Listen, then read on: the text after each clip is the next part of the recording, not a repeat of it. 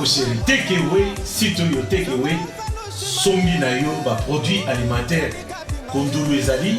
Africa Quint ezali ba loso ezali ba huile de cuisine natalo moke ba mayonnaise même na ba biloko ya bana nyonso tout ezali ah oui c'est moté et c'est mon amoni wenze kotina ndako chaque fois que tu n'as mbongo maman boye banini bobali $100 au moins na 2 jours matesi ozala na ndako ozala na GSM ozala pena musala osombi nyonso tout otindi kuna na code pesika code bango bakokende kozwa mbongo te bazwa nde babiloko ya valeur juste wenze komi na kati ya ndako